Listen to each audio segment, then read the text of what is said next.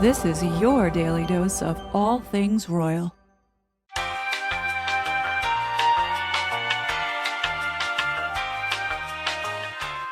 Tom, I'm not. And I know I've said to you, you're going to come on here.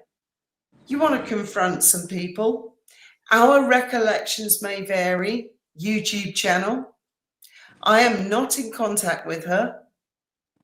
But I said to you, if she's in the comments, I will drop a link and she can come up. She's, as you see it, trolling her. You can answer the criticism. Yeah, you know, I mean, as far as people like that go, I mean, seriously, they think that whatever they say or comments that they give to me or whatever, or leave comments on my page, they think it actually affects or bothers me. In all actuality, it makes me laugh. It doesn't bother me. You know, it really doesn't. It's actually hilarious that people like that, you know, sit at home and probably beat their animals and yell at their mom and, you know, mooch off their parents and live at home in their mom's basement or something. God knows, because they have no life. I mean, if they're, you know, riding the coattails of Meghan Markle and trying to protect Meghan Markle or advocate for her, I mean, they're clueless because they have no idea, you know. I grew up with her. I know who she is. I knew who she was back then, and I know exactly who she is now. But it really doesn't bother me. But if somebody wants to get on there and tell me about my family and batter me and tell me about my life, that's hysterical, actually.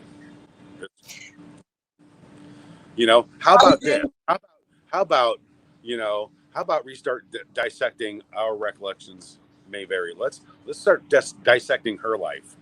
Let me hire somebody to dig in information and find out every single thing about her.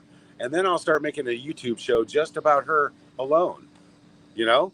And I'll pick her apart like she's never even seen before and destroy her on social media and say, oh my God, you know, then how would you feel?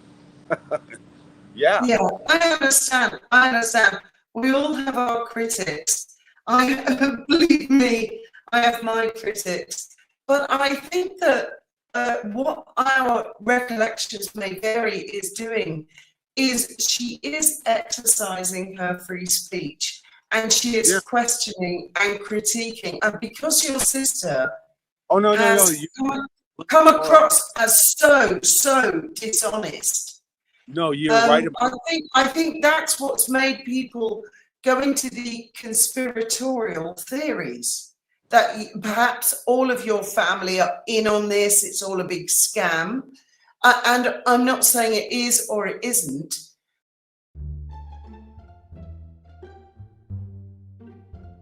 It would, I can tell you now, Tom, it wouldn't have taken our late Majesty to get MI6 to come and visit your father or her PR and say, prepare yourself.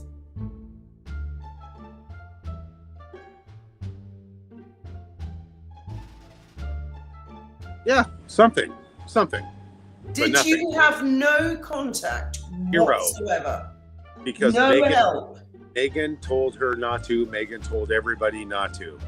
No, but you don't know Meghan told her that. What you can confirm or not is, did your father receive any contact or help from the palace? Zero help from the palace. Zero. Both Harry and Meghan were very forgiving about it. Did they, at that stage, then say, we still want you on that plane coming over? And Meghan said, I still want you giving me away? Absolutely. Meghan said, everything is ready for you. Absolutely. Meghan said, everything is ready for you. Harry said, I've got one of my military friends to take care of you when you're here. It was all set up. It was fine. Take care of you when you're here. It was all set up. It was fine. So the tickets were were still booked and you were ready to board the plane and come over? Everything was booked. Everything was booked. Everything was booked. Everything was booked. And then what happened? Well, I talked to Harry and Meghan. So we were still set up to go. We're going to go the next day or the day after. I got a call from a guy named Sarge, who was assigned by Harry, I think. I got a call from a guy named Sarge, who was assigned by Harry, I think. And he said, we're going to take you tonight. And at that time, I started getting heart palpitations. And at that time, I started getting chest pains. And I said, I have to cancel. The reason I wrote that letter is because my private life went from private to in the paper. And there were quite a few lies that were told about us. So I got a hold of the palace. I got a hold of the palace. And I said, could you please do something about the paparazzi? And the correspondence I got back was distant family, and I don't know those people. That came from Meghan. The lies! There you go, this bitch, I'm telling you. I got a hold of the palace. And I said, could you please do something about the paparazzi? And the correspondence I got back was distant family, and I don't know those people. That came from Meghan. Zero help from the palace. Zero. She was very aggressive, wrote a letter to Procter & Gamble, sent a letter to Hillary Clinton. Through her pushing, she got it changed to people across America are now fighting greasy pots and pans. The gloves are coming off. People are fighting greasy pots and pans with Ivory Clear. That's quite a mile marker for a child. It's lie upon lie upon lie. So it's hard because we can't call the Post or People or Vanity Fair or the Mirror or all the other shit magazines that print whatever the hell you want them to, whatever you want to say, they print as long as you pay them. I'm actually working on that right now. I just did an interview yesterday with Closer magazine in the UK, and that in the interview as well. I have seen him. I know he was on recently after the announcement of baby Sussex #2 on the way. I think it's an easy target, and I know that sounds terrible, but Thomas Markle has a rep who generally goes to TMZ first because TMZ prints that whatever he says.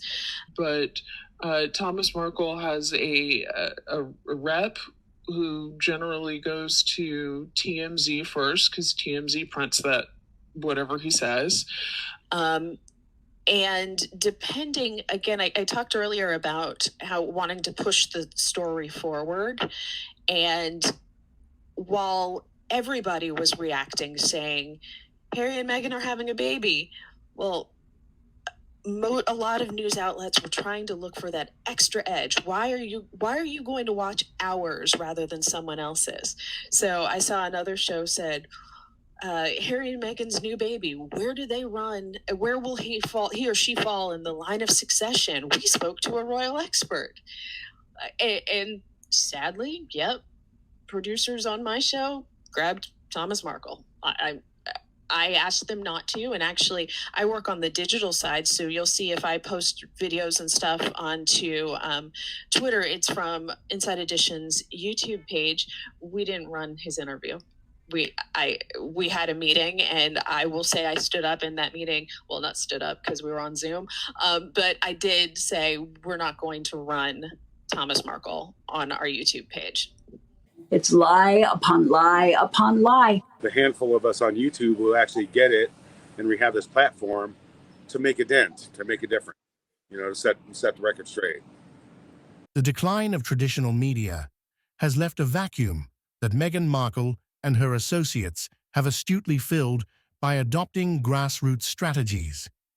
They engage directly with communities, often to stifle dissent, by targeting those who point out the discrepancies and contradictions evident in their numerous public interviews. And I'm hoping ORMV is going to come up, and I think she will.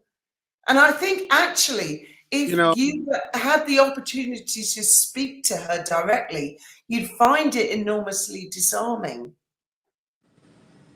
No, I have no reason to talk to somebody who is so shallow, misinformed, has no life, and obviously attention seeking and getting clickbait for God knows what, to buy another fucking ham sandwich. Maybe that's what it's about, but thank God she's exercising her right, because I did hear that she does need exercise. To dismiss critics by claiming they do not understand the family dynamics, when in fact these critics are merely echoing and analyzing information originally provided by the family, reveals a strategy of deflection through personal attacks rather than substantive dialogue. This approach, which includes ad hominem assaults instead of addressing grievances head-on, can be seen as an act of cowardice, especially since opportunities for direct clarification have been presented. If the narrative they promote were truthful, one would expect less resistance to clarifying misunderstandings and more engagement in open, honest discourse. And I know that your family have had your critics. Let's put it that way. Let's not call it trolls. Let's call it critics. But a lot of critics have said that people who interview you have been blasé or vague. You and your dad and your sister. How old is Megan? When was she born? Is she capable of having children? All these very strong questions. Keep repeating 100 times over, and nobody fucking believes it anyway. Go on, say it, spill it. She was hatched in 1984. Okay, enough said. Right there. Because I know what you're going to say, and I actually agree. Nor anybody from my family ever asked for anything, and that's important also. And I'm going to be paid for it. I'm not going to refuse being paid for it. And you're being paid for this, right? Yes, and I'm absolutely. And I'll do future things and be paid for them, I think. I don't care. I mean, at this point, they owe me. The Royals owe me. Harry owes me. Meghan owes me. What I've been through, I should be rewarded for. My daughter told me that when I reach my senior years, she'll take care of me. I'm in my senior years now. I'm 75 years old. So it's time to look after Daddy. How old is Megan? When was she born? Is she capable of having children? All these very strong questions. Keep repeating 100 times over, and nobody fucking believes it anyway. Go on, say it, spill it. She was hatched in 1984. Okay, enough said. Right there. And I don't know what else to say. Go on, say it, spill it. She was hatched in 1984. Okay, enough said. Right there. And I don't know what else to say. It's lie upon lie upon lie. Such a fraud.